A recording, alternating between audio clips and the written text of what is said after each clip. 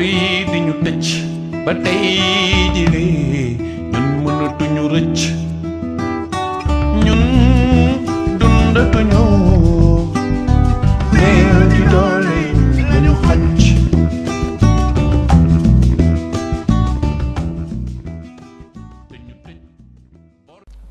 Chers téléspectateurs de la chaîne sénégalaise LCS, merci de rester fidèles au programme de votre télévision préférée. Pour ce numéro de Amul Nobo, c'est un numéro assez spécial.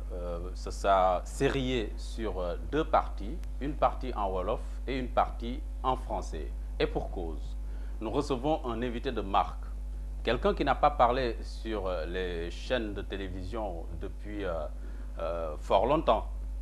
Et pour sa première sortie, il a choisi la chaîne sénégalaise. Alors, pour permettre à tous d'être au même niveau d'information, nous allons donc avoir deux parties. Une partie en français, comme je l'ai dit tantôt, et une partie en Wolof. Notre invité, chers téléspectateurs, pour ce numéro spécial de Amul Nobo, c'est Monsieur Alioune Badara Cissé. Bonjour, Monsieur Alioune Badara Cissé. Bonjour, Monsieur Diouf. Monsieur Alioune Badara Cissé, je crois qu'il n'est pas nécessaire de vous présenter aux Sénégalais. Mais je crois que rafraîchir un peu la mémoire à nos compatriotes ne ferait pas de mal et permettrait quand même de cerner le personnage, votre personnage et surtout votre parcours. Je propose donc à nos téléspectateurs de suivre un élément.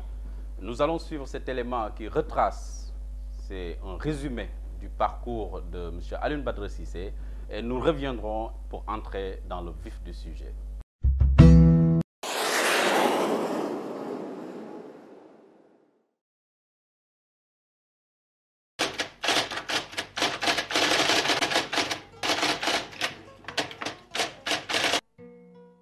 Maître Alioune Badara Cissé, ou ABC pour ses intimes, un brillant avocat qui a fini de convaincre ses pairs, y compris les plus sceptiques. Talentueux, éloquent, séduisant et captivant, le natif de Saint-Louis s'est accroché son auditoire par la magie du verbe. Avocat émérite au barreau de Dakar, non moins politique puisqu'il est aussi le numéro 2 de l'APR, l'Alliance pour la République, le parti au pouvoir depuis le 25 mars 2012. Maître Alioune Badara Cissé s'est ouvert à l'exercice politique dans les années 1980 après avoir présenté une brillante thèse de doctorat en droit dans une université américaine. Une thèse reçue avec tous les honneurs. Alioune Badara Cissé, Talibé Kadimou Rassoul.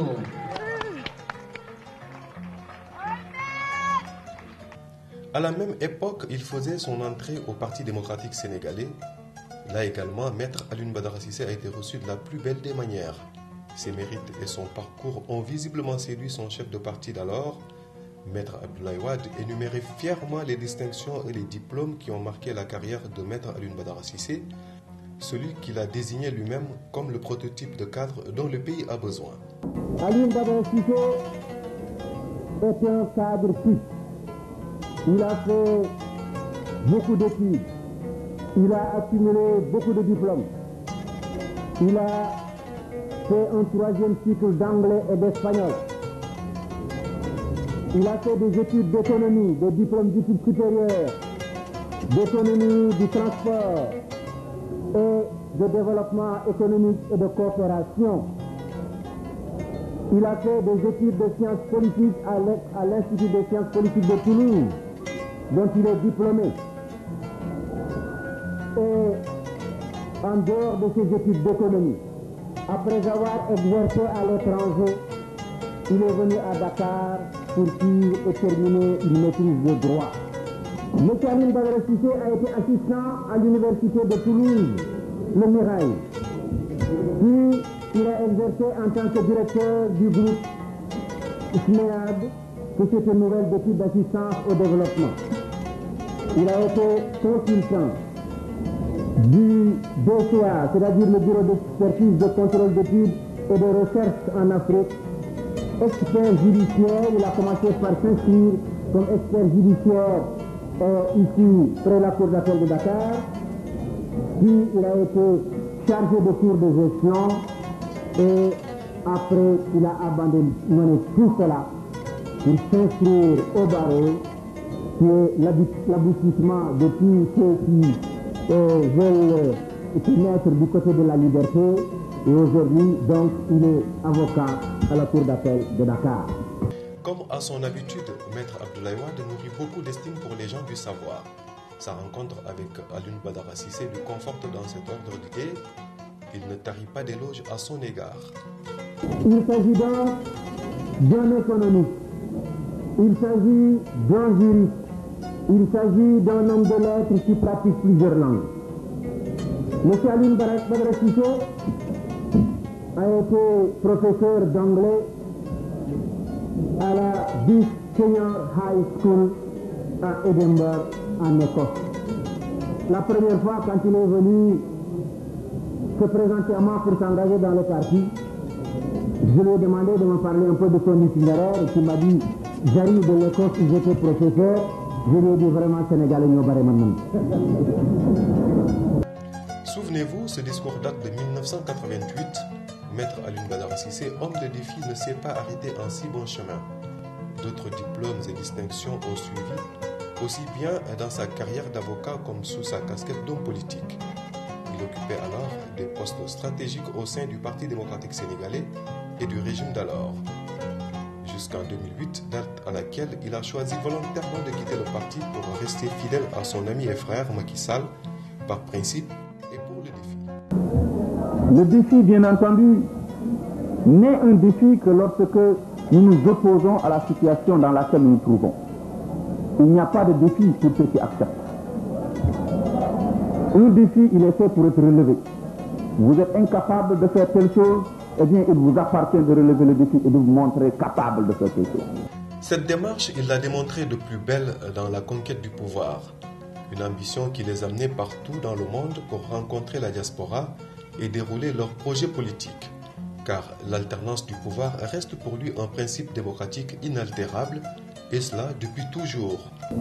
Aux uns d'aujourd'hui et aux autres de demain, que l'alternance doit être ancrée dans les mœurs politiques, que le pouvoir délégué n'est pas un pouvoir de pérennité, il n'est pas un pouvoir de transmission, il n'est pas héréditaire.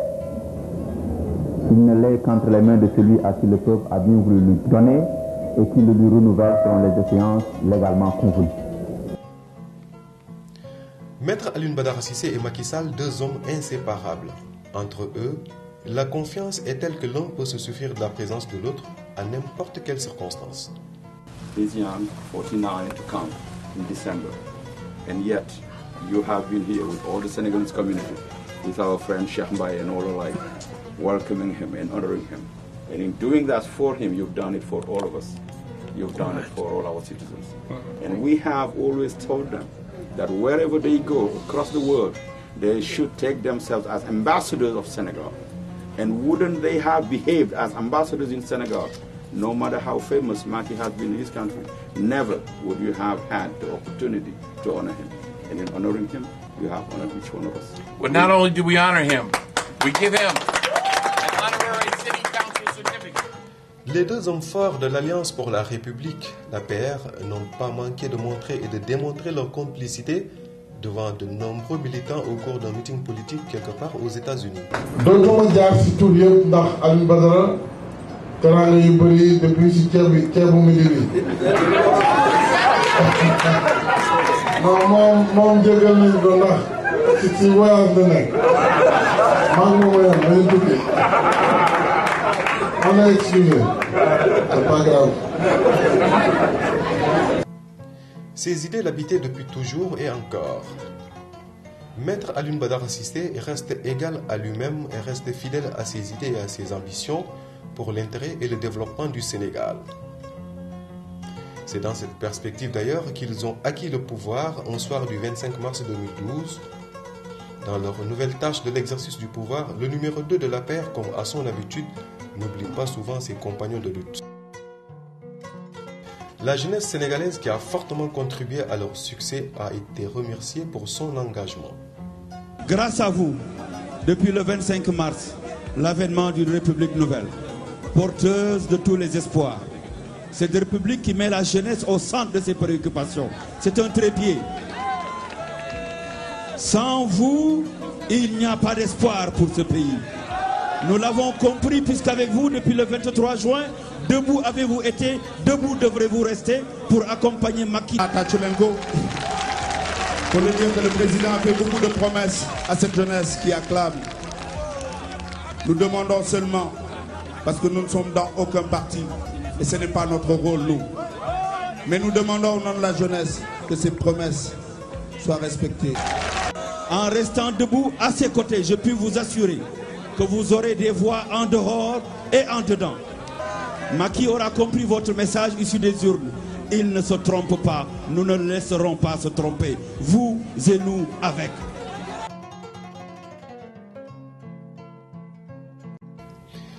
Mais après quelques mois de gestion du pouvoir, à la surprise générale, une décision suprême venait de mettre un terme aux charges de Maître Alioune Badara Cissé en sa qualité de ministre des Affaires étrangères et des Sénégalais de l'extérieur. Article 1er. Il est mis fin aux fonctions de Monsieur Alioune Badara Cissé, ministre des Affaires étrangères et des Sénégalais de l'extérieur.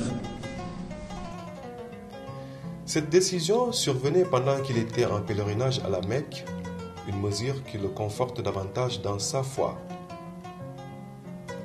Maître Alioune Badara Cissé quitte ainsi le gouvernement, mais pas le régime, contrairement à ce que voulaient faire croire ses détracteurs. Stoïque, il consacre désormais tout son temps à la consolidation et à la massification des bases de l'APR, cela à travers le Sénégal et dans le monde. Chemin faisant, les deux hommes forts du parti au pouvoir se retrouvent à nouveau main dans la main, et cela pour le meilleur et pour le pire dans l'intérêt majeur du Sénégal, car pour eux, le défi reste encore important.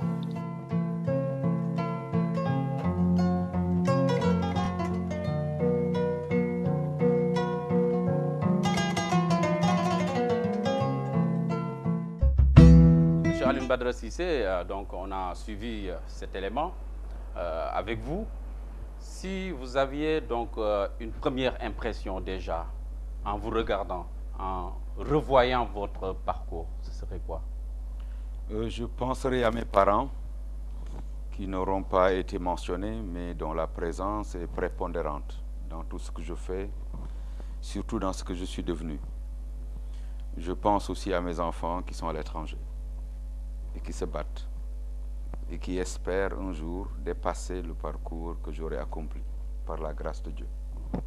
Je pense à Serigne Touba Khadim Rassoul, à qui je fais allégeance dans ma vie ici-bas et dans l'au-delà. Il y a une phrase qui m'a frappé dans ce document, c'est quand vous dites que Macky Sall ne doit pas se tromper, nous ne le laisserons pas se tromper. Avez-vous toujours la même conviction? C'était ma conviction d'alors. Elle aura un peu changé dans la deuxième partie de votre question. Nous ne le laisserons pas se tromper. Je pense que nous avons essayé de ne point le laisser se tromper, comme dirait Habib Thiam, par devoir et par amitié. Mais la constitution de notre pays est faite telle que le président de la République se choisit ses collaborateurs. Nous lui garderons notre amitié éternelle, mais nous ne sommes plus dans son précaré pour pouvoir lui dire ce que nous pensons. Peut-être même d'ailleurs que lui dire ce que nous pensions aura été pour quelque peu dans ce que nous sommes devenus. Mais je suis un adepte de Beaumarchais. Beaumarchais nous enseigne qu'il n'y a pas d'éloge flatteur sans liberté de blâmer. Qu'est-ce qui vous oppose réellement à Macky Sall? Je puis vous assurer qu'absolument rien ne m'oppose au président de la République. Il ne m'a pas confié de l'argent que j'ai détourné. Il ne m'a pas confié une mission que je ne puisse réaliser. Il n'y a pas un seul instant depuis 1988, quand j'ai fait sa connaissance, et tout au long de l'opposition, jusqu'en 2004, quand j'ai travaillé pour lui à la primature, de 2000 à 2012, pendant ce parcours d'une seconde opposition, jusqu'au 25 mars 2012, et tout le temps que je l'ai servi comme ministre des Affaires étrangères, porte-parole du Sénégal à travers le monde, un seul instant où j'ai pensé lui manquer de respect. Au contraire, je pense que nos compatriotes m'ont connu le défendant, l'aimant, l'adorant, et faisant en sorte qu'il puisse devenir ce qu'il est devenu aujourd'hui. Maintenant, la réalité est telle, peut-être, que d'autres phénomènes, à mon insu, ont dû se greffer. J'attends toujours, comme tous nos compatriotes, d'en être édifiés. Vous dites toujours que vous êtes cogéniteur de l'APR. Qu'est-ce que cela veut dire pour vous? Cela veut dire que quand on était 0 plus 2, c'est-à-dire quand il n'y avait que lui et moi, pendant plusieurs soirées, après son départ de la primature, avant son installation à l'Assemblée nationale, tout au long de sa mandature au niveau de l'Assemblée nationale et après son départ de cette auguste Assemblée, nous sommes restés ensemble. Nous nous sommes parlé. Nous nous sommes épanchés l'un sur l'autre en émotion, en exacerbation de nos sentiments patriotiques. Et ensemble, nous avions pensé qu'il fallait former un projet pour le Sénégal. Un projet dont je pensais qu'il serait le mieux indiqué d'en être le porteur. Je ne pense pas m'être trompé en sa personne, sauf que j'ai été surpris par quelques dérapages qui ont... Oui, oui, bien entendu, parce qu'il est l'unique responsable. Je le lui ai dit au cours d'une interview à Sédhiou. Le moment viendra où, seul devant sa conscience, il répondra devant les Sénégalais. Personne à ses côtés.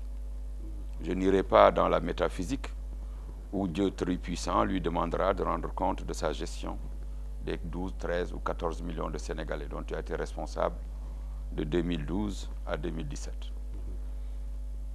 Il ne peut pas être victime d'un entourage, puisqu'il est le seul à décider de cet entourage. Comme en droit, dans un contrat de mandat, les conséquences ne s'exercent que sur celui qui a donné le mandat. Le mandataire ne subit aucune conséquence, sauf dans des cas précis. C'est lui qui donne mandat et c'est sur lui que reposent les conséquences fâcheuses qu'exercent sur nous ceux à qui il a fait confiance. Et il répondra devant les Sénégalais lors de prochaines échéances électorales. Je prie Dieu pour le Sénégal, pour ses illustres prédécesseurs, qu'il puisse rectifier le tir. C'est tout le mal que je vous souhaite, Monsieur le Président de la République. Je vais faire un petit rappel peut-être en 2008 à Paris, quand Macky Sall devait être reçu par le Sénat français. Donc je me rappelle d'une discussion qu'on avait à trois. Vous, le président Macky Sall, à l'époque président de l'Assemblée nationale, et moi-même. Et ce jour-là, j'ai compris que vous alliez créer un parti politique. J'ai lu ça dans votre détermination. Et quand vous dites que vous êtes cogéniteur donc, de l'APR, je puis en témoigner. Maintenant, ma question est là. Cela vous donne-t-il le droit de dire, de réclamer la tête du parti?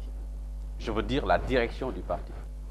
Jamais, jamais, jamais de ma vie, tout au long de mon compagnonnage avec le président Macky Sall, jamais, jamais, jamais de ma vie, tout au long de mon compagnonnage avec son prédécesseur, Maître Abdoulaye Wade, je n'ai réclamé quoi que ce soit. N'avez-vous pas demandé au président Macky Sall de quitter la direction de l'APR? Bien sûr que j'ai pensé qu'il y avait une incompatibilité d'abord. Oui. Ces charges étant trop lourdes pour porter le Sénégal vers des lendemains meilleurs, les charges où l'attendait le peuple, en découlant tout simplement de sa déclaration de sa préférence de la patrie sur le parti, j'ai pensé qu'il était important qu'il abandonnât la direction du parti, non pas à mon profit, je ne suis demandeur, absolument rien du tout. Il m'aurait pris une vingtaine de minutes pour créer un parti.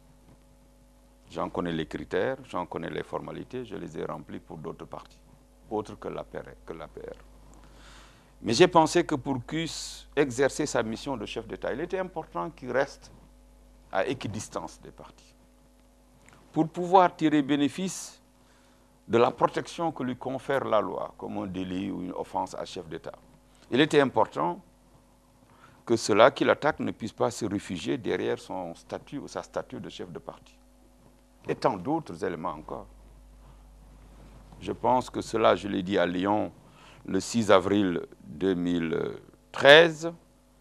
Eh bien, on est au 6 avril, un peu plus, on est le 24 ou le 23 avril 2014, vous en voyez les conséquences. Notre parti, l'Alliance pour la République, va à volo et le pays n'avance pas non plus. Qui trop embrasse, mal étreint. On reviendra sur la gestion donc, du président Macky Sall, après 2 ans d'exercice du pouvoir. Mais on vous a reproché votre démarche consistant à faire une tournée internationale pour fustiger la gestion du président Macky Sall. Je suis maître de mon temps et de mes moyens. Aucune de mes tournées, aucun de mes déplacements n'a connu le financement du parti politique, de l'Alliance pour la République ou d'aucune autre formation politique. Je suis un homme extrêmement indépendant, pour autant que Dieu me prête vie et santé.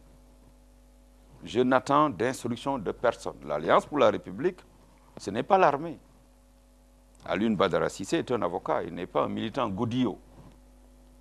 Je ne suis plus dans le gouvernement, j'ai du temps entre mes mains, je suis coordonnateur d'un parti politique, mais rien ne m'empêche de faire mes tournées. Je n'ai jamais fait de tournée pour fustiger la gestion du président de la République ou du président de l'Alliance pour la République. Je fais mes tournées, je rencontre les militants de l'Alliance pour la République dans la diaspora et ensemble, nous critiquons s'il y a lieu, nous encourageons s'il y a lieu l'action du président de la République et de l'équipe qui l'accompagne. Plus judicieux de vous en ouvrir au président Macky Sall, compte tenu de vos relations? Je vous ai dit tout à l'heure que je ne suis pas un militant godillot, je suis un responsable de parti. Avant d'entamer mes tournées à l'international, j'ai envoyé un email que je peux vous produire à tout moment à M. Mbaye Ndiaye, directeur des structures du parti, lui demandant d'informer le secrétariat exécutif national d'un plan de tournée que j'avais en projet pour les 6 prochains mois. De solliciter de lui qu'il le fasse valider par le dit secrétariat exécutif et que je ne demandais aucun moyen pour y procéder. Mes invitations s'étaient faites au début par les structures du parti. Je suis allé, pour la première fois, répondre à l'invitation de notre section de Marseille, qui célébrait le premier anniversaire de l'accession du président Macky Sall au pouvoir. La semaine d'après, ce fut au tour de Lyon et plusieurs autres tournées dans les régions de France. Je ne pense pas qu'un président de la République ait à y voir lorsque un de ses collaborateurs fait une tournée pour le compte de son parti. Il faut qu'au Sénégal, qu'on accepte de savoir qu'on n'est pas la seule lumière au-dessus de nos têtes et qu'il en ait d'autres qui peuvent contribuer à mieux vous éclairer et à mieux vous montrer supérieur à d'autres. C'est à cette tâche-là que nous nous sommes attelés, à le lustrer, à le faire briller, à le rendre excellent, tout autant que nous ayons pu, avec d'autres collaborateurs d'ailleurs, que je salue au passage.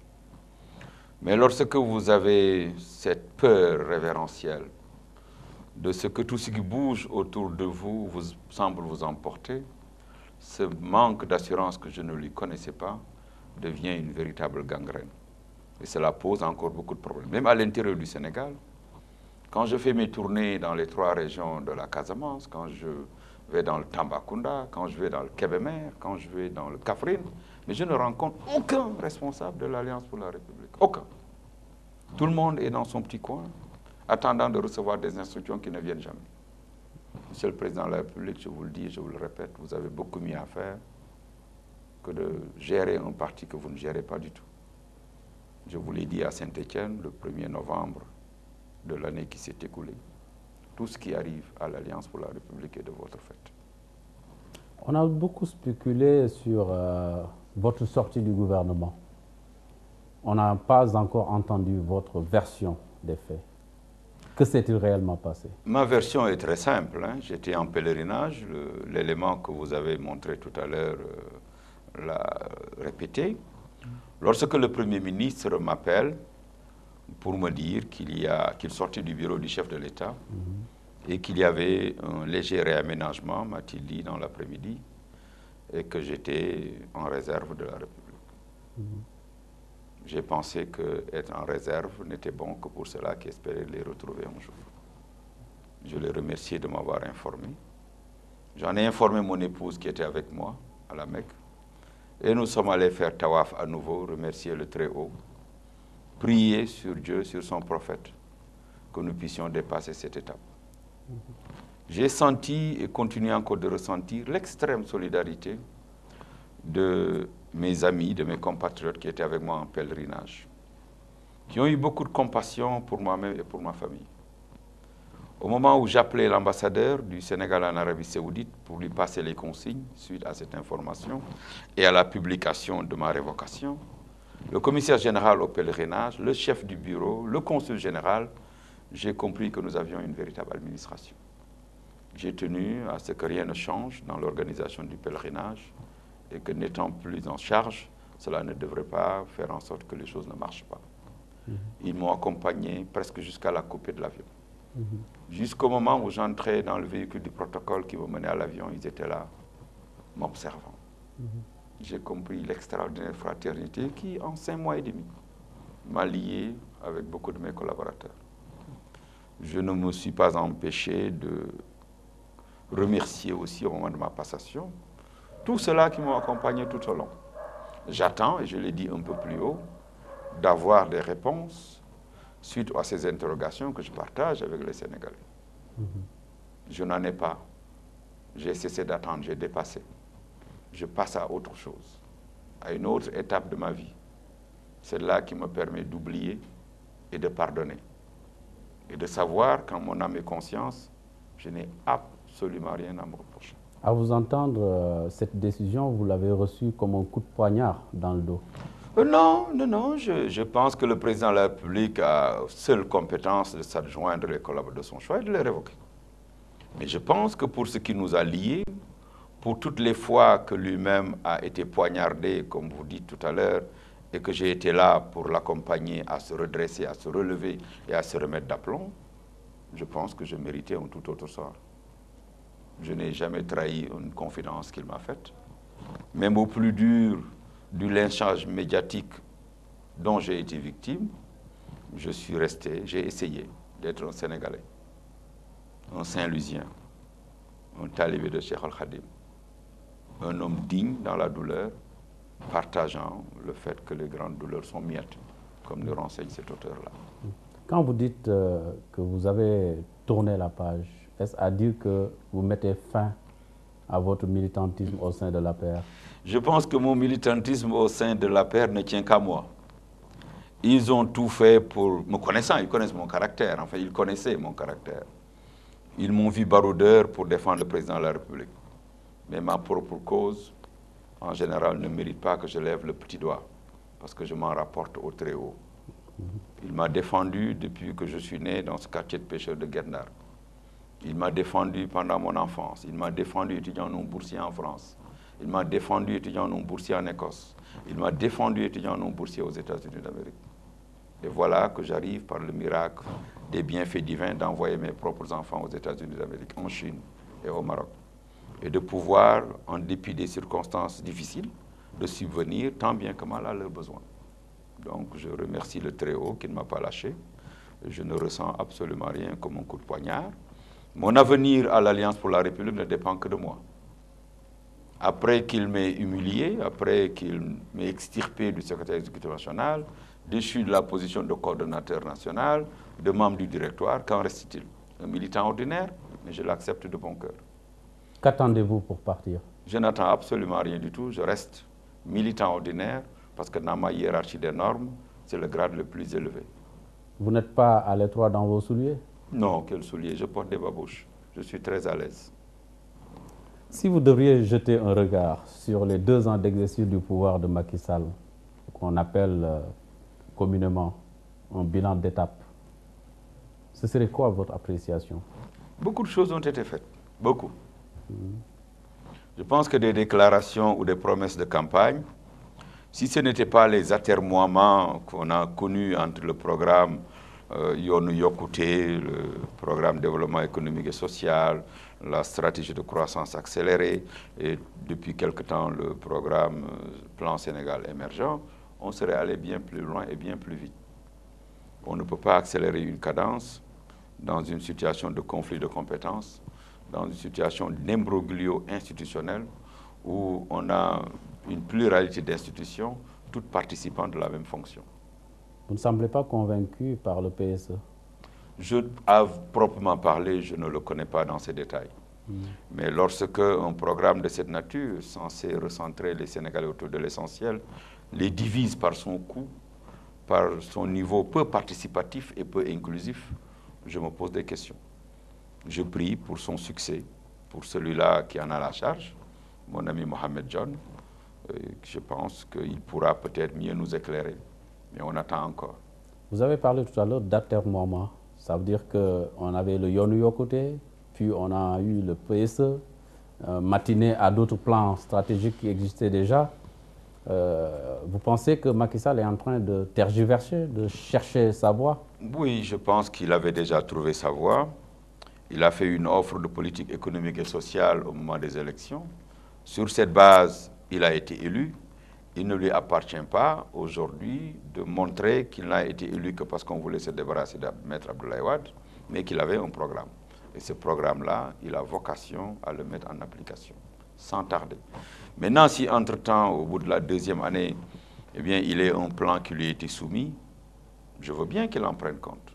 Je veux bien que devant la communauté des bailleurs, on aille en grande pompe à Paris, très onéreux, en délégation, en frais de séjour, pour nous rapporter beaucoup d'argent. J'applaudis. Mais alors j'alerte sur les capacités, souvent, ou les incapacités que nous risquons de développer pour ne pas avoir un taux d'absorption du niveau des fonds alloués ou des engagements des partenaires internationaux. Un rendez-vous raté, un coup de fil non retourné, une lettre à laquelle on ne répond pas et tant d'autres choses encore.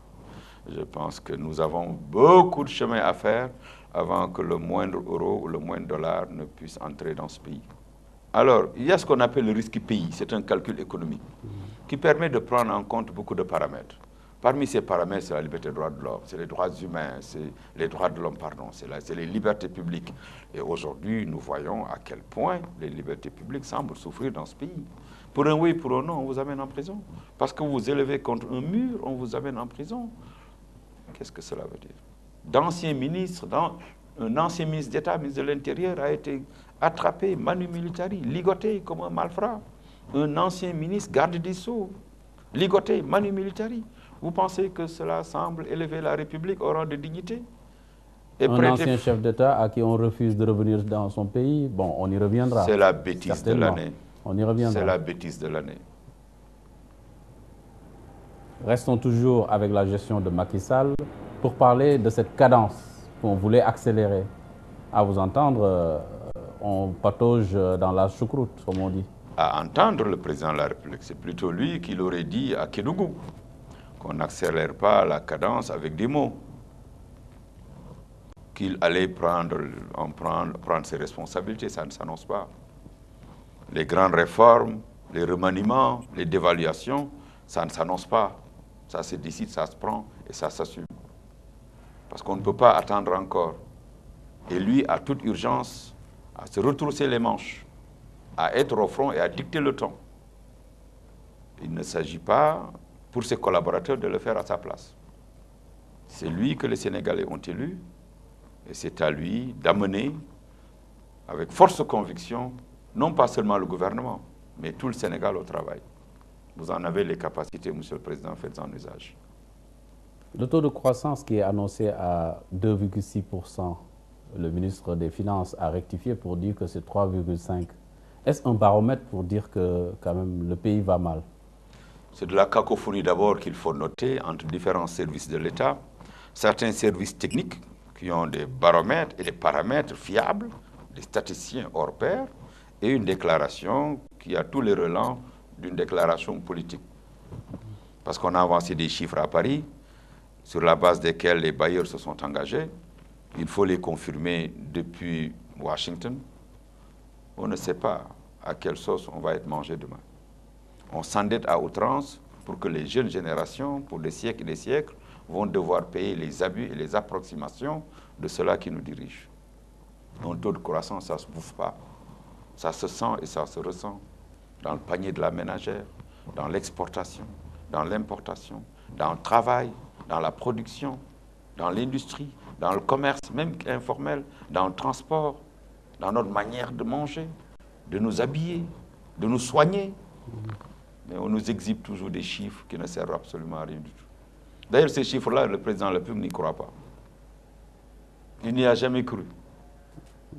Je pense que la seule chose qui l'intéresse, c'est l'indice humain de développement. C'est là qui permet, de manière quantitative, de savoir que ceux qui ont droit à la formation ont la formation, que ceux qui ont faim puissent manger, que ceux qui ont soif puissent s'abreuver, que ceux qui sont malades puissent se soigner, que ceux qui produisent puissent écouler leur production et que le Sénégal puisse aller de l'avant.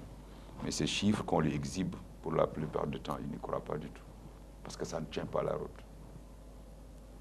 Parlons à présent, avec votre permission, des prochaines élections locales. Ah. Vous avez décidé, vaille que vaille, de présenter votre candidature à la mairie de Saint-Louis, quitte à affronter un certain Mansour Faye. Pourquoi cette détermination? Parce que je pense qu'à mon âge et pour ma nativité à Saint-Louis, pour tout ce que cette ville m'a donné, il est important que je lui en retourne un peu. Je suis porteur d'un projet pour Saint-Louis. Je rêve Saint-Louis. Je mange Saint-Louis. Je dors Saint-Louis. Quand je vois ce qu'il est devenu par rapport à ce qu'il était dans mon enfance, par rapport à ce qu'il était dans ma jeunesse, j'ai mal. Je ne vois pas les cocotiers le long de la berge. Les filaos de Tchakadjaï ont cessé de déliner. C'est la dèche. Saint-Louis ne grandit pas. C'est vrai, ce n'est pas la faute de l'administration communale pour une grande partie. Saint-Louis ne grandit pas parce qu'on est adossé sur l'océan Atlantique. À droite comme à gauche, on est entouré par les communautés rurales de Gandong, de Ndjeben, qui entourent Saint-Louis. L'université Gaston Berger n'est pas dans le périmètre communal de Saint-Louis. Pendant ce temps, on ne fait rien, on attend. L'industrie touristique se meurt. La pêche se meurt parce qu'on n'est pas assisté. Il n'y a pas d'industrie à proprement parler à Saint-Louis, alors qu'on a des potentialités immenses. Fabrication de glace, de conserver de poissons, de transformation. Il n'y a pas de piscine à Saint-Louis pour une ville d'eau sur les 3/4 de son territoire. Il n'y a rien. Il n'y a pas un terrain praticable pour les jeunes. Les matchs de Navetan se jouent en général jusqu'à 4 h du matin. On est ignoré de tous. Il ne s'agit pas de nous présenter contre celui que vous avez nommé, c'est mon petit frère.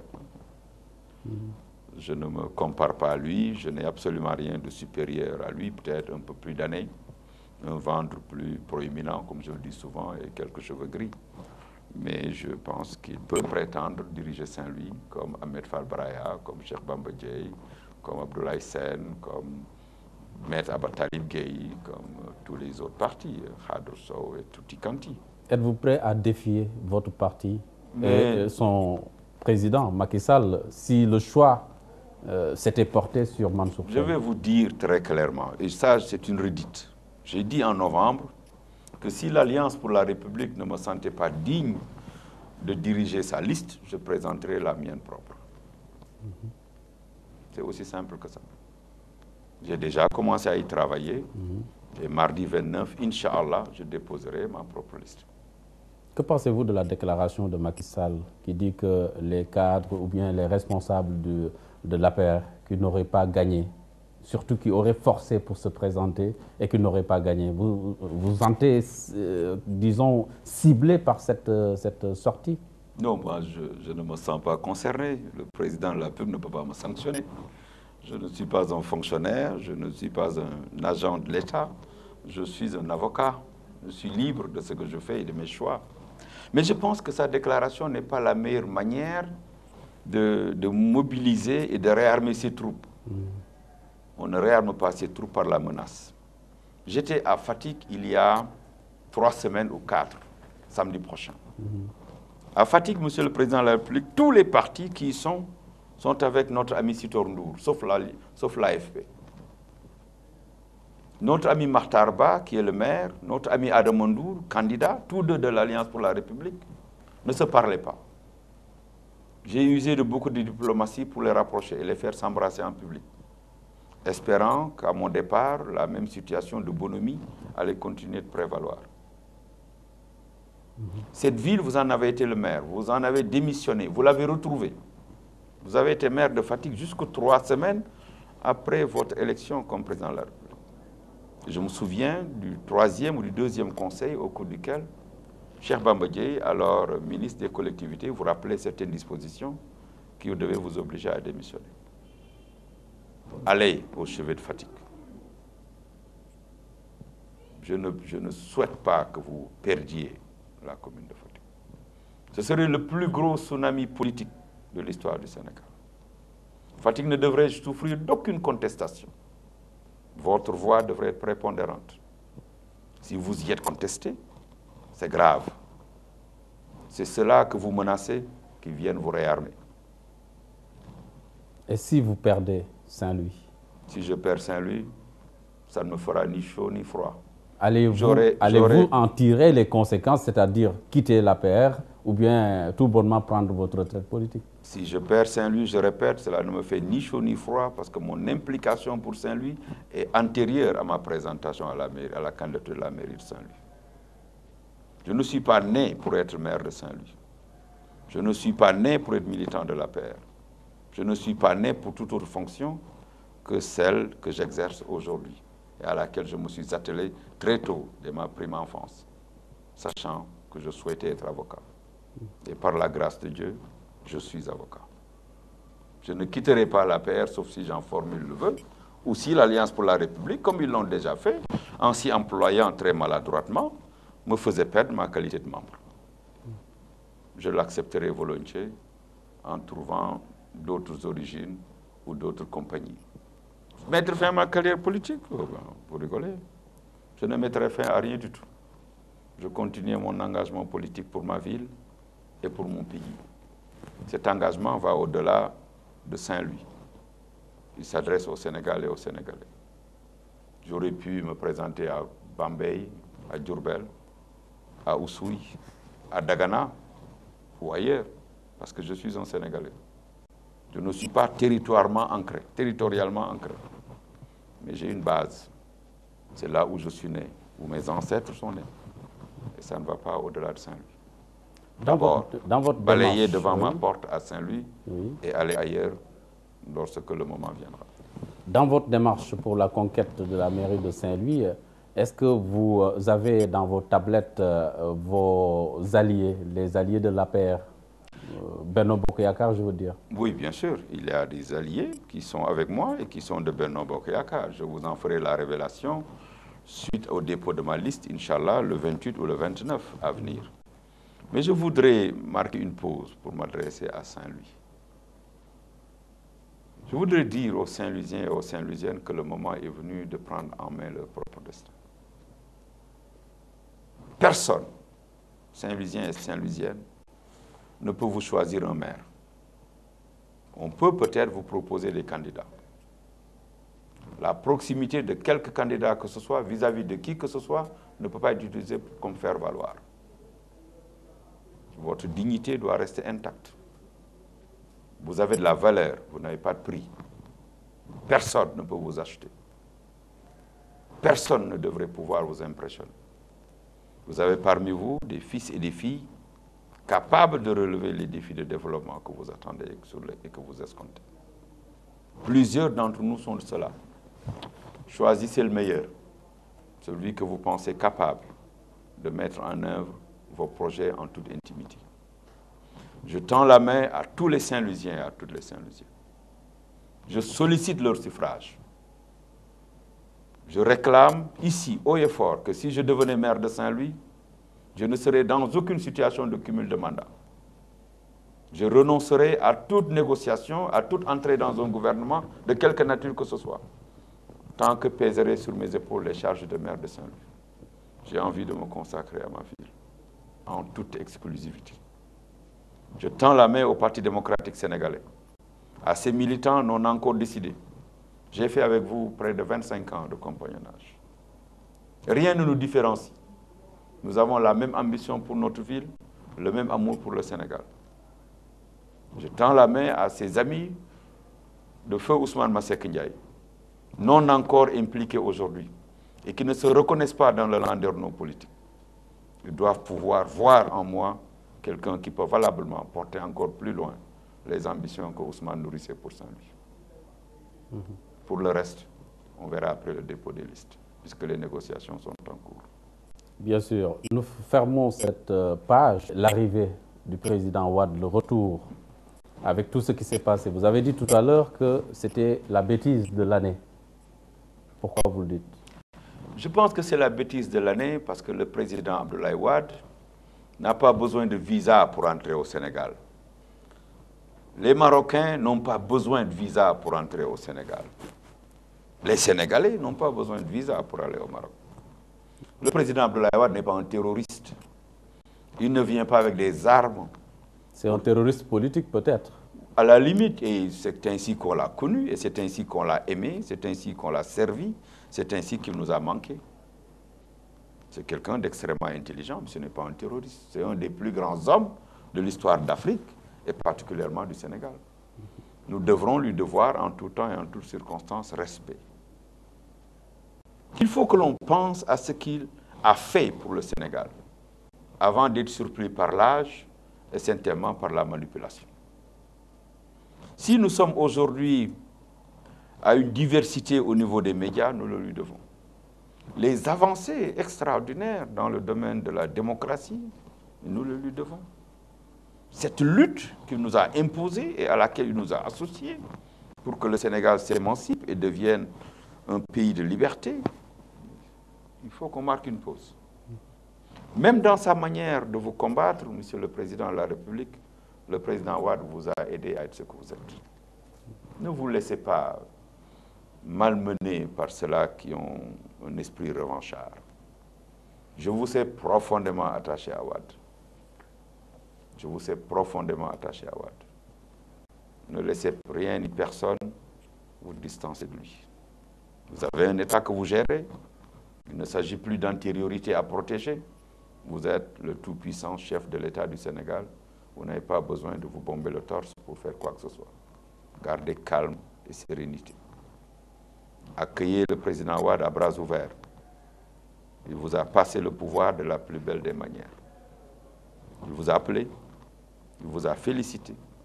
Il a donné recommandation à ses ministres lors de son dernier conseil de vous assister. Il a promis, après les élections législatives de 2009, de créer un groupe interparlementaire parce qu'il sait que tôt ou tard, et nous le savons, et je vous l'ai dit, tôt ou tard, vos alliés vont vous quitter.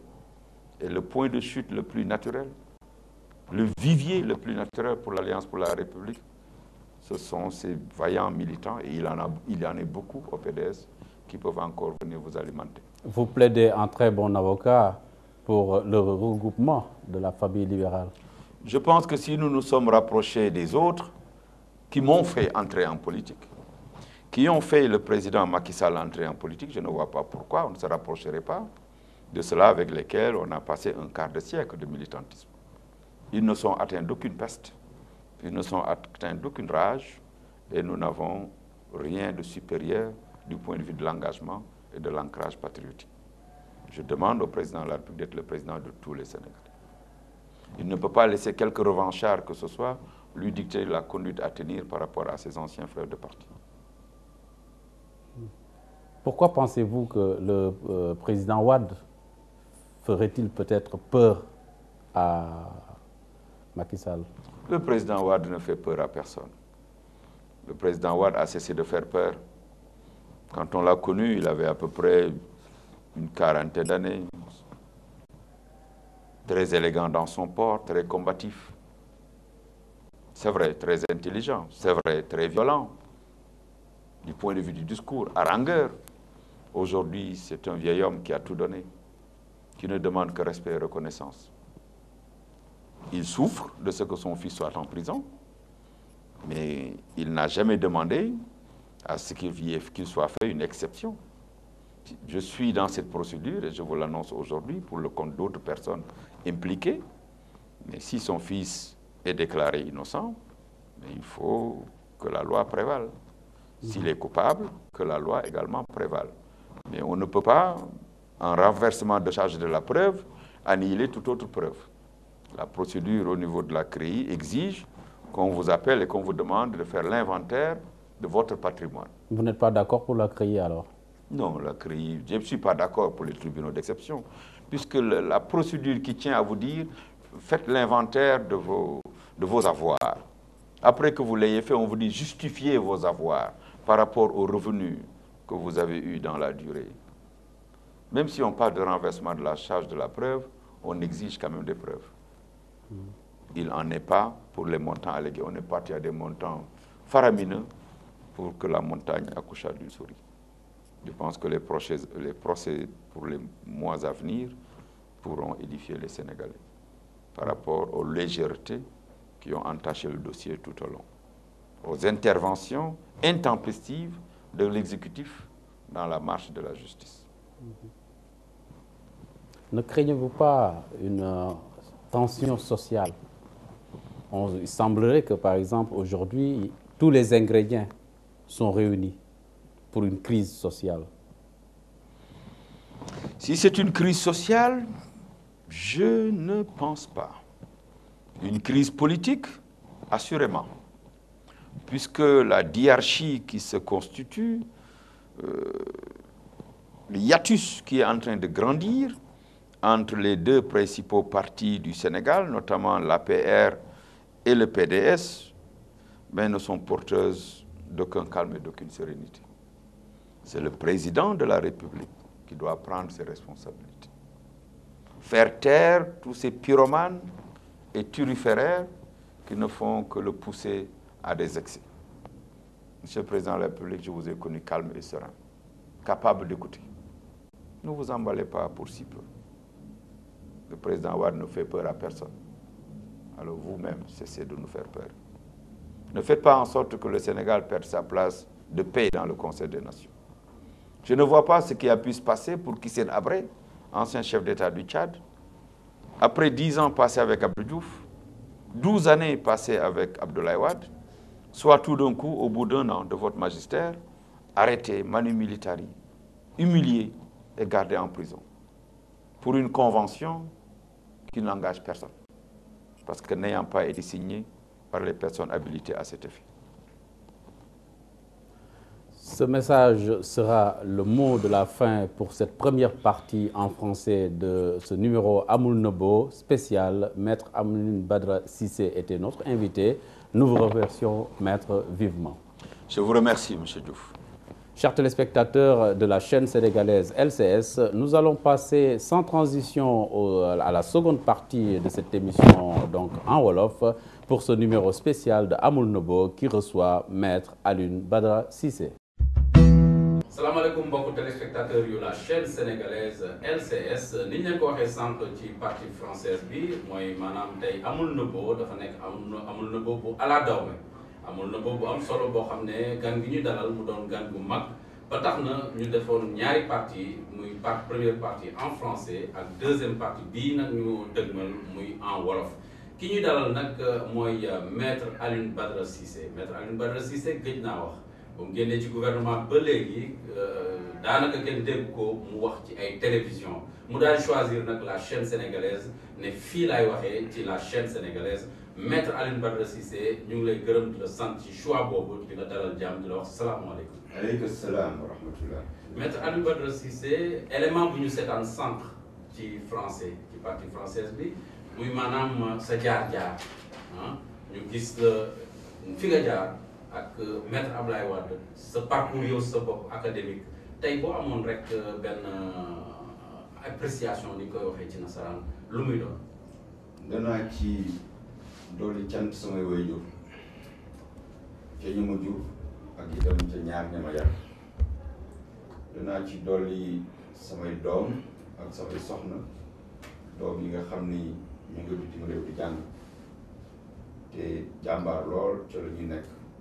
may ñaan ñëpp ñaanal leen ndax ndaw Sénégal lañu ñoom ak ñëpp ñi nga xam ni njabootu ñeneen lañu te nekk bitim réew te ñëpp xam la ciy metti lu ma ca doon dolli itam mooy na nga xamante ni en 1978 notamment le 17 juillet sukk naa ci mu suñu Cheikh Abdou Khadre Mbacké jox ko sama bopp àddina ak àllaaxira lu ma cay dolli mooy lépp loo xam ne egsi nañ fa xëy na yàllaa ko dogal rek waaye am na ñoo xam ne ñoo màggandoo te ñu mën ñu lool ci fànn bu ne waaye suñu borom dogal leneen ci ñoom moo tax ñu jàpp suñu bopp ne ñun alalu ña nga xam ne ñoom màggandoo lañ.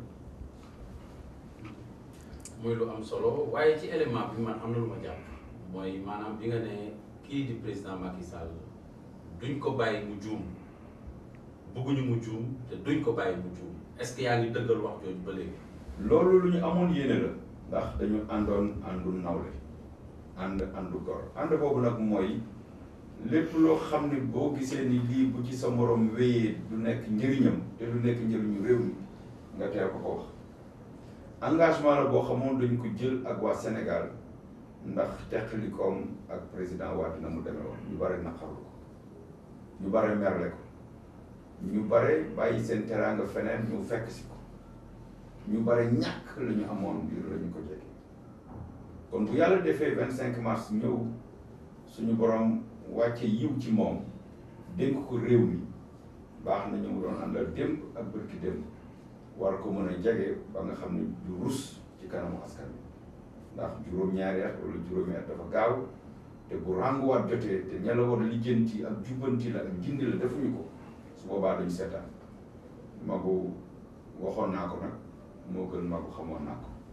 ci ñoom la ñu ànde di waxante di leerante di waxtaan di yeesalante waaye nag ba nga xamee ni dakkal na diggante bi jote ci moom nekkatul mënatuñu egg ci moom di ko déy lenn lu mënti doon xanaa di ñaan ngir la ñu àndoon di ko wuti te am ñu bare ñoo xam ne suñu jëmm yi la ñu seet ba may ko seeni carte ñu bañ a fexe ba am gàcce ci ñoom yàlla dogal na ànd bi am diir juróomi weer ak nangam ci biir gouvernement bi mu yaakaar ni mënatul nekk ci ànd ñu nangu ko sant suñu borom bu baax a baax a baax wéy dellu suñu activité bopp.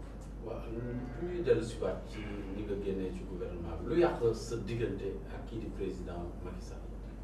la ma jàpp mooy ba tey ak waa Sénégal ni ñu ko soxlaa xam maa ngi toog di xaar di déglu ab giir déglu naa waaye nag sama àddina nekk rek di déglu ndax tooñ naa ma Samba wala tooñ naa ma Demba ndax dama jàpp ni ku mel na président de la république bu fekkee daf lay liggéeyloo tooñ yi nga ko mën a tooñ barewul mooy liggéey bi mënoo ko te jàpp naa ni liggéey boobu mën naa lu ko raw mooy tegloo ma fenn te jàpp naa seede waa Sénégal ne gis nañu la ma ca daj ak la mu ma jaral ak la ma jaral ba tey ndax lépp lu ma gis ne waruma ko wax sama diggante ak moom noppi naa ko te mënoon naa def comme ñëpp mais rek commencé ubbeeku lu ne nga wax lu ne nga dugg ci waaye kon nit ñi laaj ma ragal ndax bu fekkee soo meree wax lu waxuwul soo kontaanee wax lu waxuwul bu jara moytu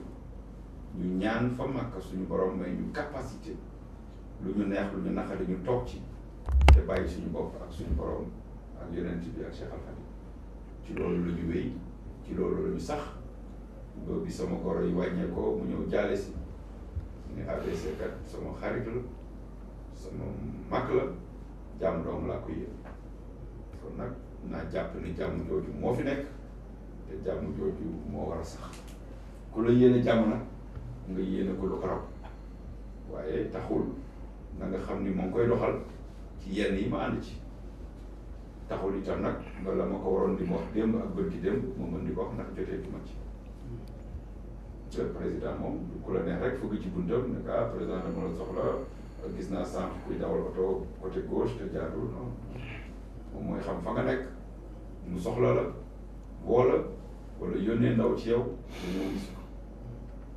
loolu nag amul. Maître Alioune Badara Cissé dañ faral di la dégg nga koy wax maanaam ci nasaraan yow yaay cogéniteur lii di APR maanaam APR bu dee ñaara bu jur yow yaay kenn ka ma am lu ma fekkee woon rappelé naa ko sànq ci parti française bi mooy en 2008 nga toog yow Macky Sall période boobu mi ngi woon président assemblée nationale am ay jafe-jafe ak président Wade président Sénat France invité ko ñu yegg si Paris yàlla def ñu toog yow président Macky Sall ak man mii keroog na ngeen waxtaanee ca laa jàpp ne ñii am nañu pas-pas ne dinañ créer parti politique teguñu ci 3 mois ngeen créer parti politique boobu kon nag loolu seede bu may def la rek ne buñ ne cogéniteur bi lu am la waaye est-ce que jox na le droit nga ne Macky Sall puusal man ma yore parti loolu nga wax ci seede mën naa ko firndeel am na ca France ci at yooyu mu tudd ba mu génnee Assemblée nationale le 9 novembre ci la def déclaration ne génn na PDS ma génn topp ko ci bés bi fasaasa ndax maa doon maître de cérémonie bi ci la ni taxawal nañu kuréel boo xam ni maa ko yor pour lépp loo xam ni ñëw na ci ñun ci ñu sopp ak ñu koy xeexle mu recensé leen pour ñu xool nañu doxalee benn mouvement de soutien ma ni ko man de su ma sañoon parti la ñu taxawal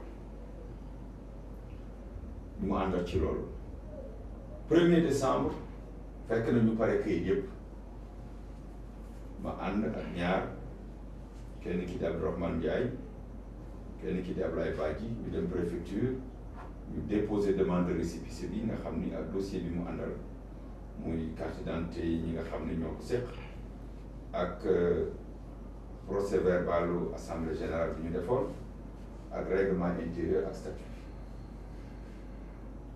juróomi fan lañ ci teg ministre de l'intérieur woo ma ne ma jàppal nañ ñu bés pour ñu xool nu ñuy defee enquête de personnalité ou de moralité maanaam seeti ko ñu jàpp ne dañu war bàyyi ba alkaati yi wàcc mu ëpp jàmm di ñëw def enquête noonu lañ def la ca topp yëpp dama am yeneen ñu ma ko bokk waaye jàpp naa ni lu ci ëpp daf ma ci jiital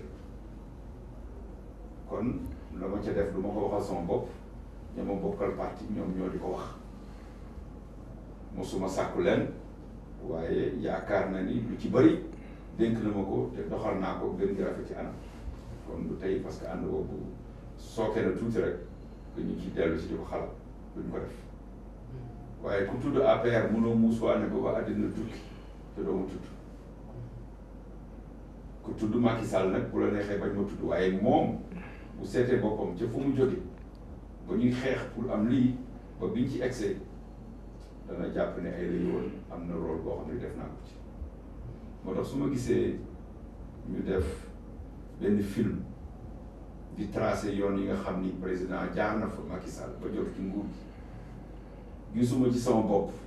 maanaam dañ laa génne ci film. complètement gisuma ci sama bopp tudd lu ma ci damay xam ne rek àddina moo ni mel waaye amul kenn kuy ñëw ci kaw suuf te kenn du la faase waaye nañ ma may rek ba suñu borom gàttal sama fan. ñu soog a ma faase pour le moment même ñi ma bokkal parti bu ñu foogee ni toll naa foo xam ne mënees na maa far Gaspard dugal ma ci sama bakkan moom suñu borom dong ko mën jël yéene naa ñëpp jàmm te di leen ko ñaanal bu baax a baax a baax waaye ngalawaay nañ ma ci yéene as tuut.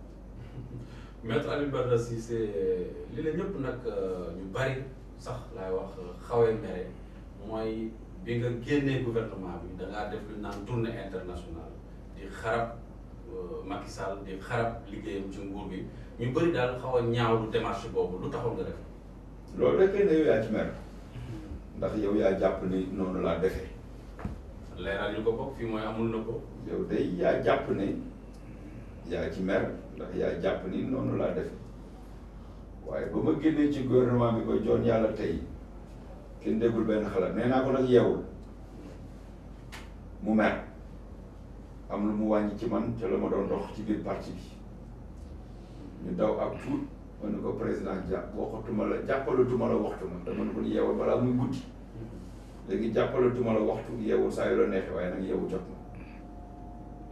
na nee naa ko président bu ma doon yeewu yore réew mi yore parti bi day jafe ndax nit ñi dafa am lu ñu la dénk loo xam dañ la ci xaar ci diir bu gàtt te mayu la nga yor parti di yor réew dafa diis ci fi ñu jëlee Sénégal ak fa ñu ko jote seetal ñu la doy nga jox leen ko man mosuma waxal sama bopp.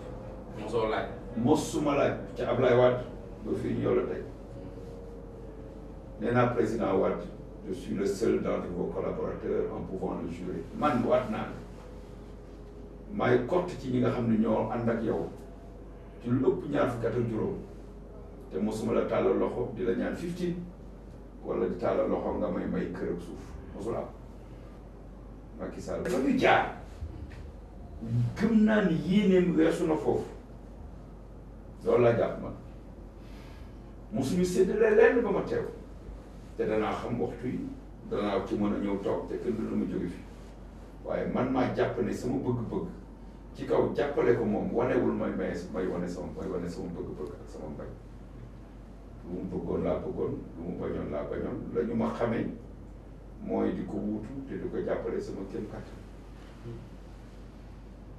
yàlla mooy dogal yàlla dogal na ni am na diir daañu ànd am na diir daañu jaxali ko. mais loo jàpp ne yow looloo tax. Macky Sall jëlee la ci gouvernement. doon tooguma sa question de dama ne léeg-léeg ma meree moo tax ngay def lii laa.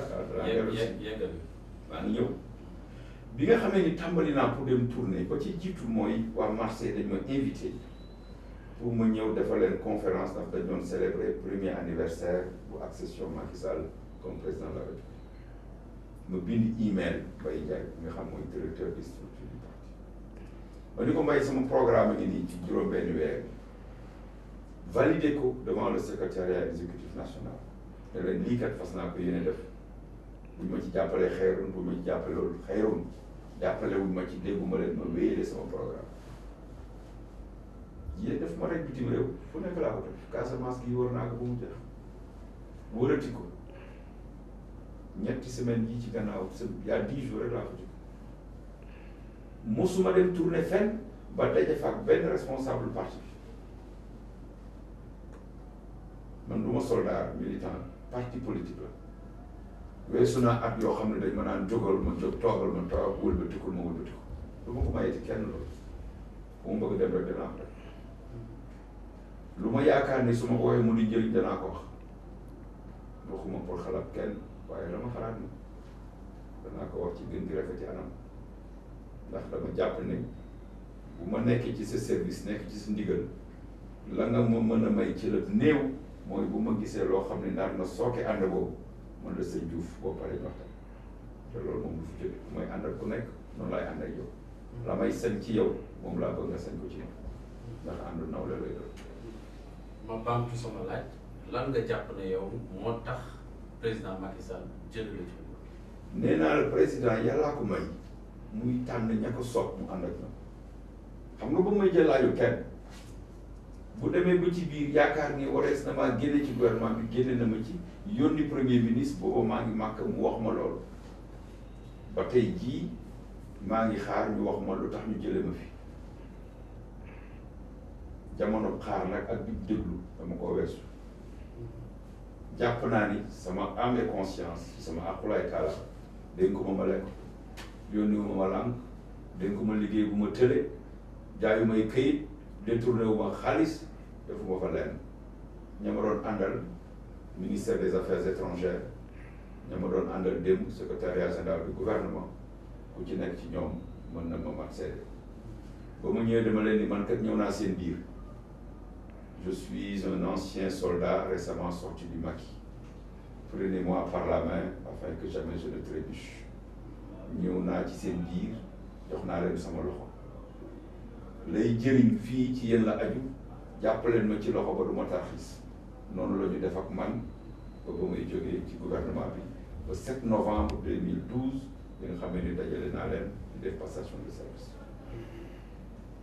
ku ma ci gis day mel na maay ministre des affaires étrangères bu léegi ndax lu mu néew am na lu ma jàng ci ku ci nekk ci ñoom ku ci nekk ci ñoom am na sañ-sañ ci man boo xamante ni xëy na suñu yéene ci suñu réew dootuñu ko eggale ndax kañ doon liggéeyal yaakaar na ni mënees na koo dakkal nenewuñ ko ci lenn jëloon nañu suñu bopp ci suñu borom di waajal suñu bopp nag ci li nga xam ne moo jëm ci élection daal.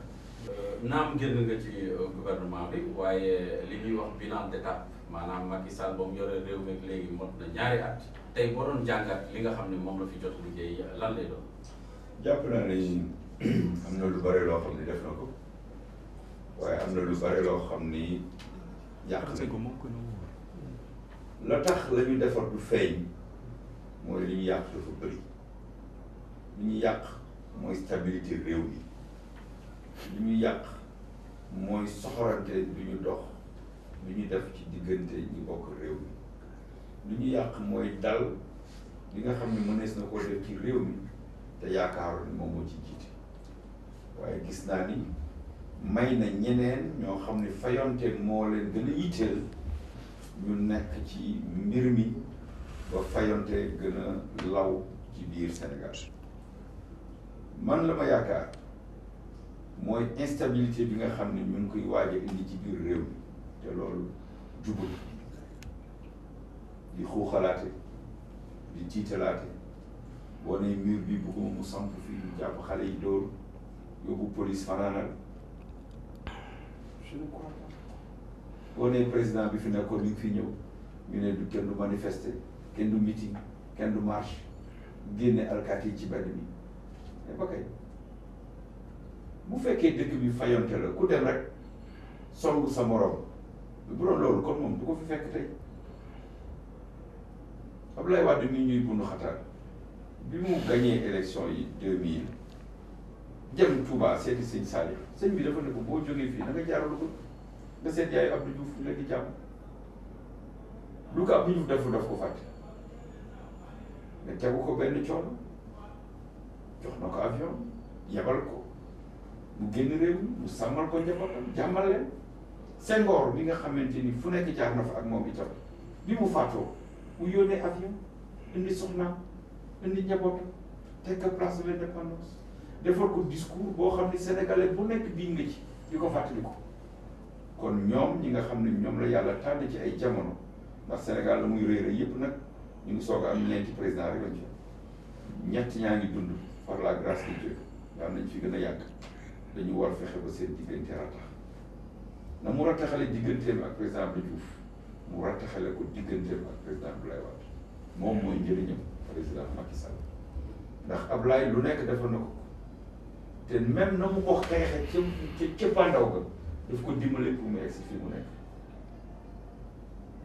kon na bàyyi xel ne bés bi ko Abdoulaye Wade di woo 25 mars boobu ci Guèye naan ko maa ngi lay ndokkale ci ni nga jëlee ndam li ci Sénégal lu mu ko waxoon signé ko balaa may def déclaration dana ko def na jàpp ni mënoon na bañ yéexal ko ñeenti fan génne alkaati yi bëreeg moom ci mbedd bi te kon lu bari dala fi xew mais seet na ni xeex na mandat boo xam ni yelloowu ko woon bëri na dem na ba sës waa Sénégal lànk nañu ne ko wàllu duñu la voté fallu ñu la mu teel ko comprendre teel a wax Ousmane Ngom na ma oo ma jox ko numéro Macky Sall pour mu mën ko woon ndokkale mais noonu la def donc ku la defal loolu defal ko Sénégal defal ko boppam ngay def passation de service ñaari baat la dénk naa la sama njaboot ña ma jur ak ña bàyyi seen kër ñëw ci man c'est une lourde responsabilité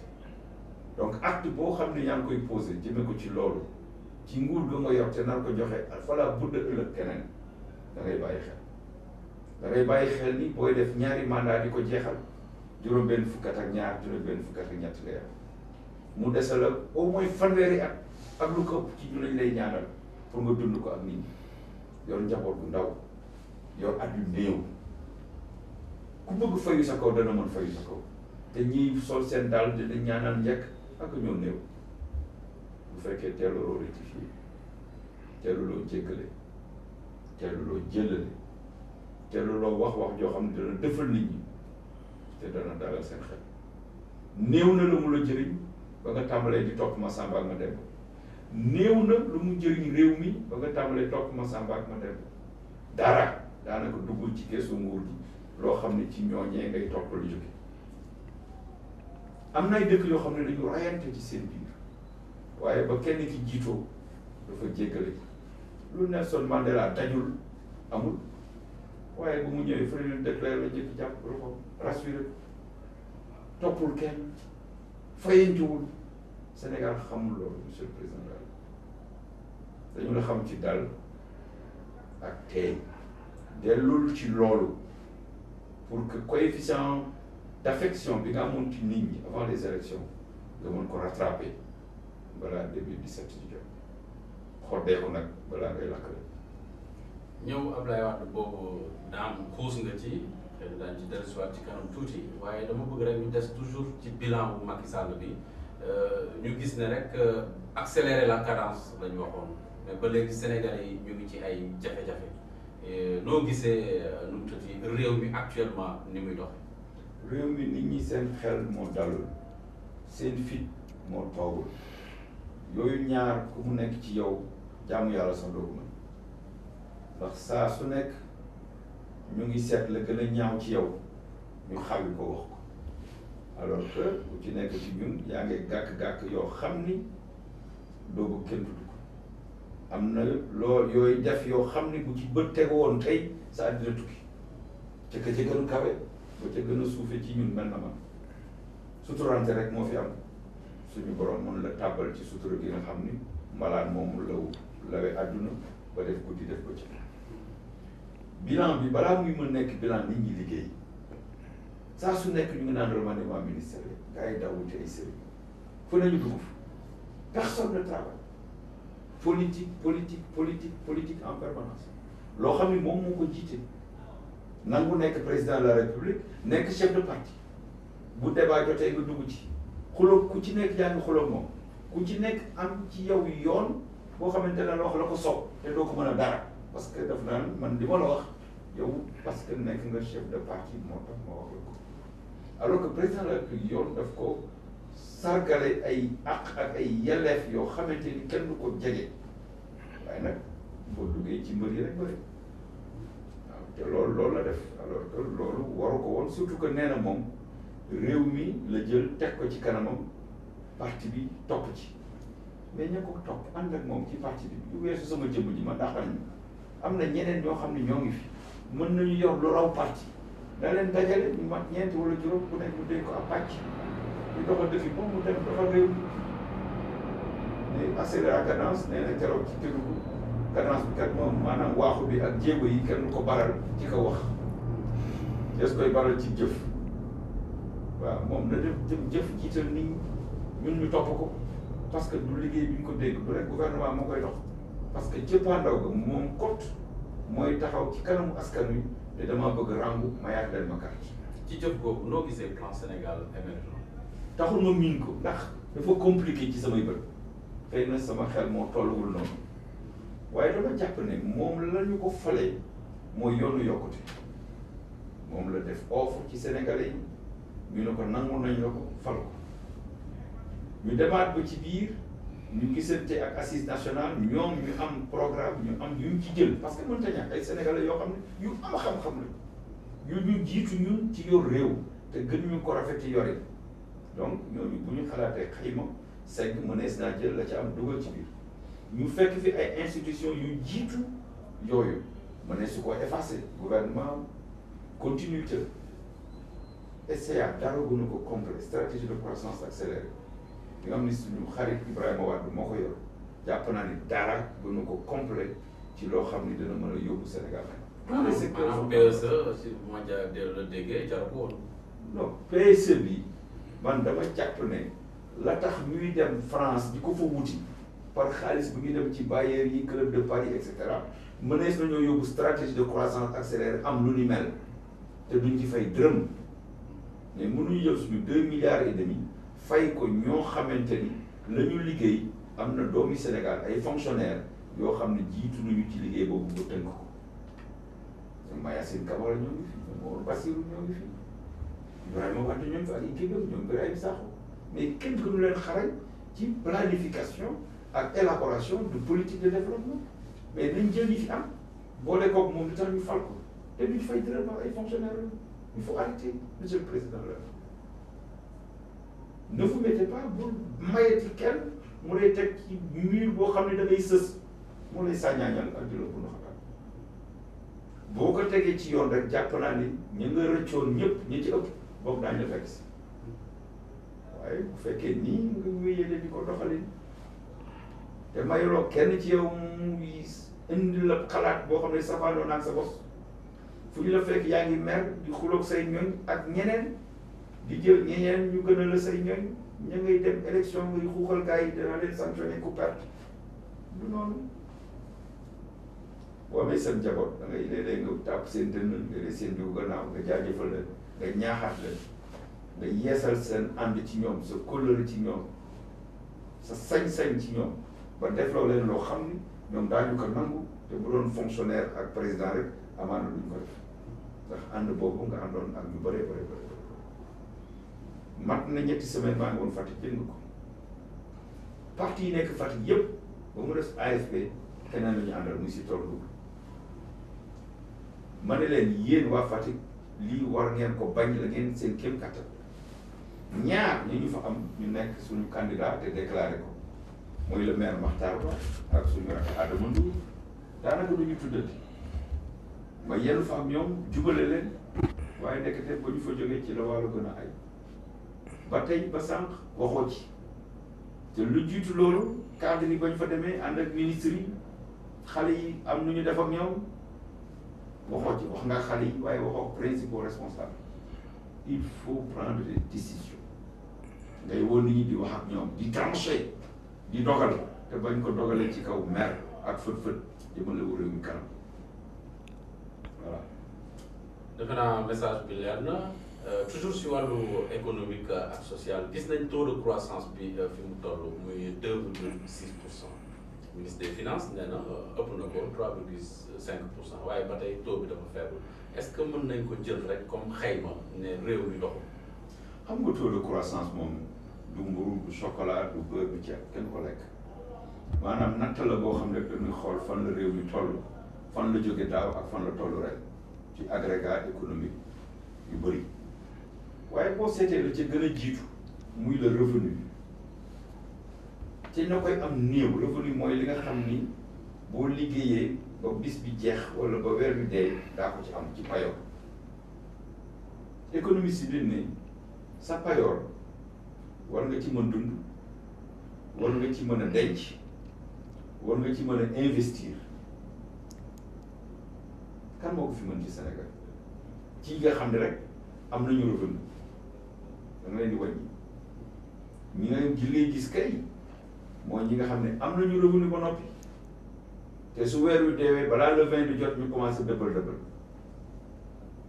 te ñoom ñun ñëw lañu ci dëkk bi seetal xale yi nga xam ne duñu jeex duñu xale amuñu dara te faw ñu lekk faw ñu naan ataaya faw ñu tëdd faw ñu voyager faw ñu taal lampe et cetera muy la consommation incompressible loo xam ni fa la budde mënta ñàkk ci doomu aadama alors que le revenu est égal à zéro yow nga toog rek di ma wax ay chiffres ay kurti te nit ñi yëguñu ko fenn ci ñoom jot na président yëngatu yeewu ba ne jar jóg waaxu ñu topp ko mun na liggéey dëkk bi waaye bunkeriser foofu rek di xuuxala ki xooxatal te dem de ndax Sénégal yi moom li ñu ci bariwul.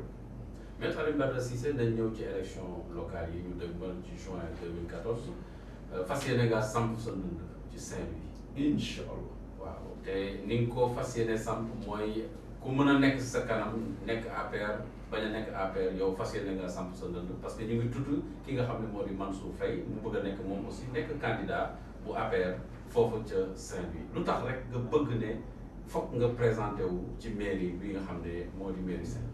parce que dama ci am droit gisuma lenn loo xam ni def naa ko yoon tere ko ba tax mënuma nekk candidat à la mairie de Saint-Louis critères yi ñuy laaj yëpp pour nekk maire Ndar matal naa ko macha allah falaa juddoo falaa yaroo bëgg dëkk bi mat ko am ci yéene te fas ko yéene dox ku ci nekk nag am nga les mêmes qualifications muy kooku tudd Mansour di Kader Ndiaye di grand Ablaye Sène di Ahmed Fall Braya di ñoom Cheikh Gaye vraiment ils sont légion ñoo xam ni ñoom ñëpp ay doomi Ndar lañu liggéey fa wane fa la nga xamante ni itam mérité na bés bu ñu bëggee ndax waa Ndar jox leen ko bu ñu ko soobee waaye mënuloo jege diw rek ne man kat maa fi gën a jekk maa fi gën a rafet maa gën a yelloo diriger Ndar parce que man maay mbokku diw loolu moom du dox boo ñu xam ko léegi.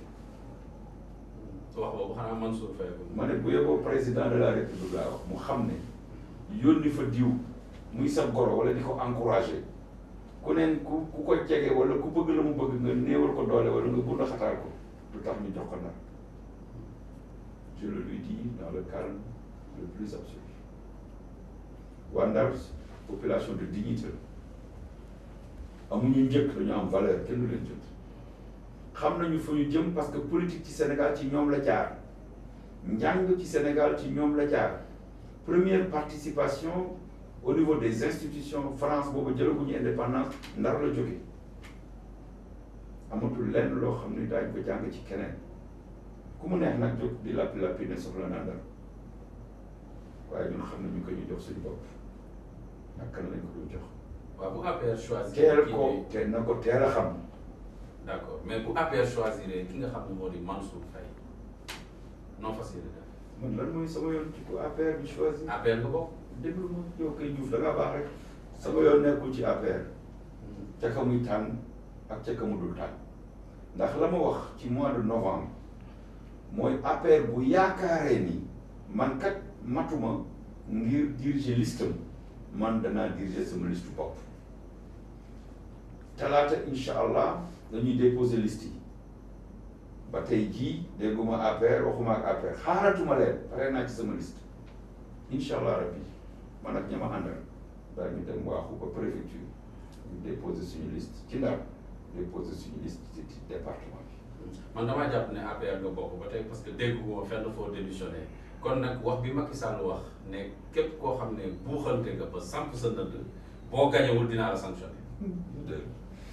du leen da nga gës tey xam naa ne sant Diouf xëy na ma nekk amul mbokkam di koy sant Diouf nekk mbokkam ci Fatick moo tax que fos que yéen a jàppale man avocat la président de la république mënulu ma dara du ma sanctionné dara la ma mënul gannaaw suñu borom mënulu ma dara moom sama waay la xam na ko donc perte élection gañe élection mënulu ma dara te dama yaakaar ni boo bëggee ñaax sa njaboot ci kaw ñu góorgóorlu am cawarte gën a nekk jàmbaar dem wutal la ndam ci gox goxaan yoo xam ne mënatoo fa demal sa bopp da nga leen war a ñaaxee neneen fëgg seen dënn di leen ragal tey di leen wax loo xam ni dana leen gën a dalal di leen jox ay moyens pour ñu leen liggéey te bañ di ko jox seeni noon muy xeex ak ñoom parce que président day jël ay noonu parti bi defar leen bàyyi ay ñooñu bu ñëwee bien sûr dañ leen di gañ ban sanction la ma def ko ba mu toogee ba léegi di wax comité de discipline que lan la kan la fi sanction ay pistolet génn na fi ay paaka génn na fi ay lu ne génn na fi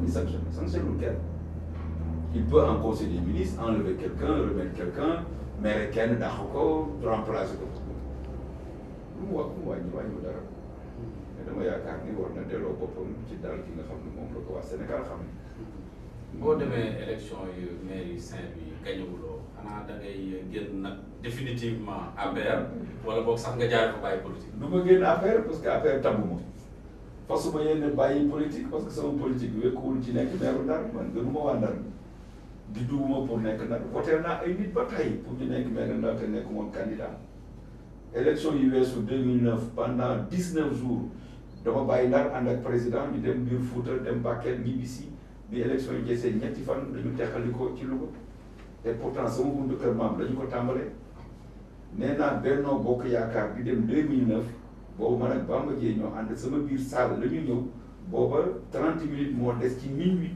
fa ñu war a déposer liste yi te am matale wuñu woon ñun ñu boole leen suñu bopp yóbbaale leen te kay ba tey taxul kenn wax ci donc du ma bàyyi politique au contraire damay gën a wéy bu fekkee moo defee benn examen la ci ma rek ma bàyyi jàng waaw kon du ma dem fenn.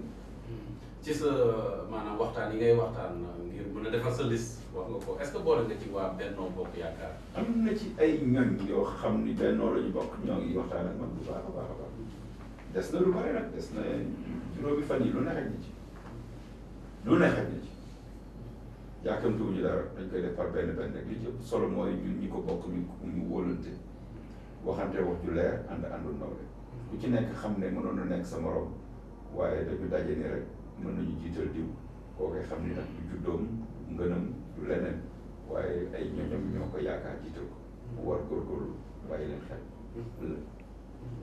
sànq wax nga ko actualité bi mooy dellu si président de la république xawoon nga cee xuus tuuti sax waaye dañ ciy duggaat rek ngir mën a tëj waxtaan woowu président Abdoulaye Wade fas yéene ñëw ñu ne nguur gee ko bloqué nguur gi ne bloqué wu ma ko mu nekk ancien président nekk secrétaire général du PDS yow boo doon xalaatal ki nga xam ne moo di Macky Sall wala nga nekk si place bu Macky Sall di nga woon bàyyi kon kii di président Abdoulaye Wade mu ñëw ci jàmm ak salaam. mais bien sûr dama ciy kontaan bàyyi ko mu ñëw ci réewam seet si ay ñoñam seet si doomam bi nga xam ne mi ngi ci kaso bi xale bi dafa màgg te xamul papaam muy xeex pour Sénégal mu màgg tubaab xëy na yéex na fi ñëw fekk bàyyam fal et cetera mais ba tey doomam la doom dafa jege ci doom du ci bàyyi Ablaye bàyyi fi doomam jël doomu ñeneen taf lañ ci boppam donc bu àddina du dox ba ñu tuumaa doomam ci nangam mu toog ñaari at gisu ko bu bëggee ñëw Sénégal ñoom nañ ko bàyyi mu ñëw Ablaye Wade avocat la naaxul de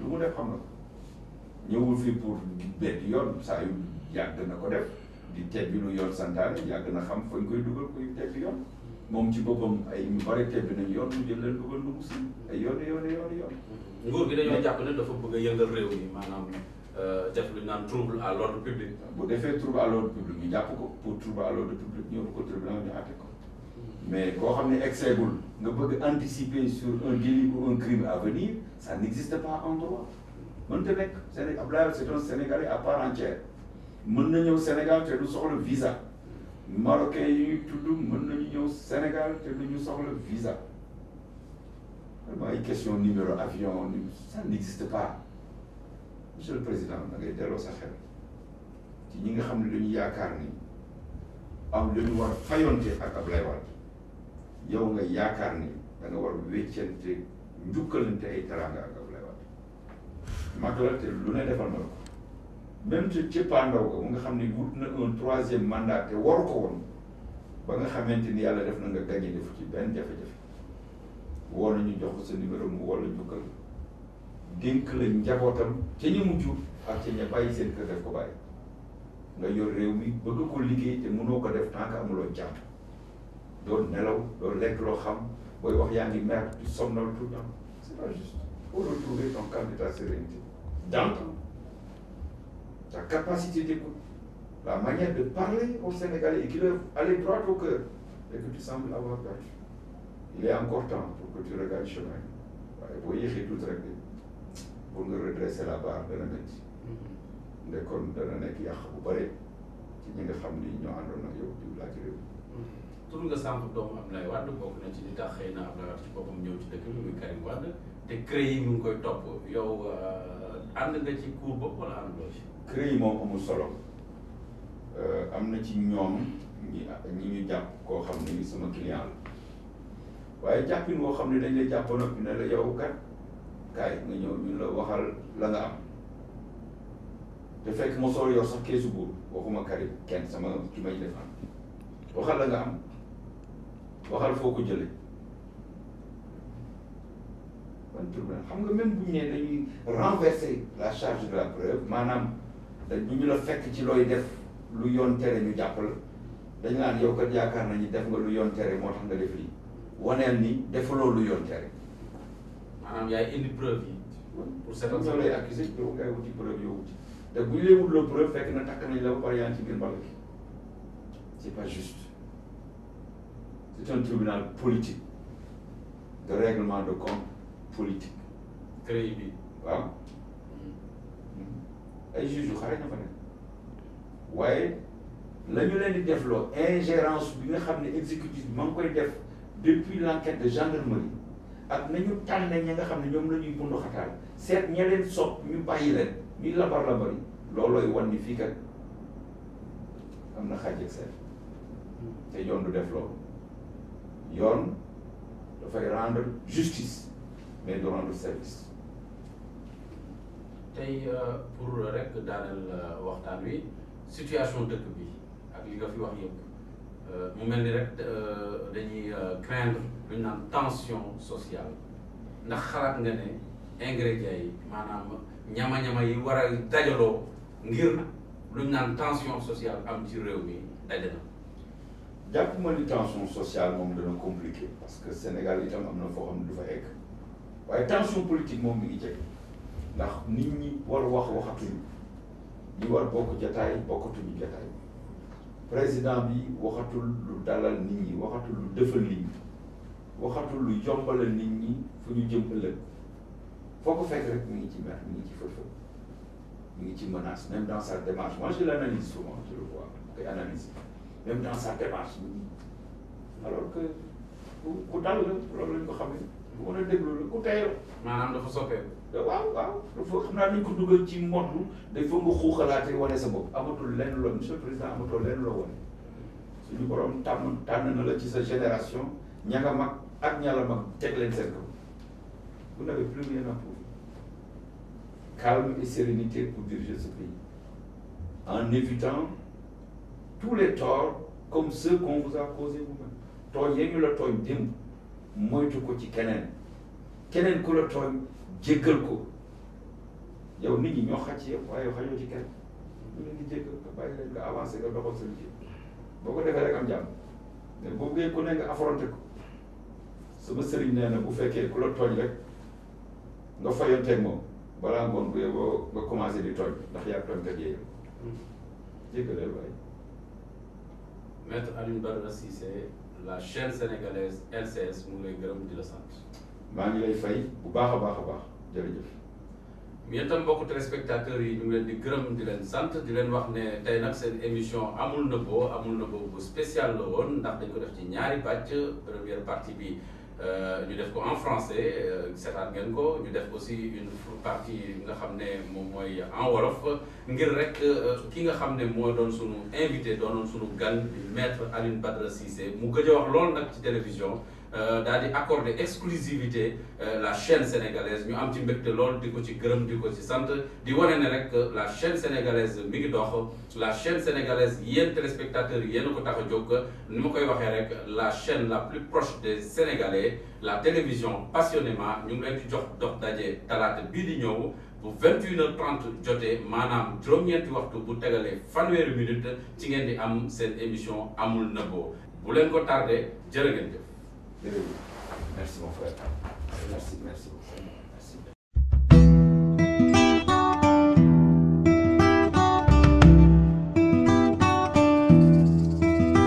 dañu tëj bor yi di ñu tëj ba tey ji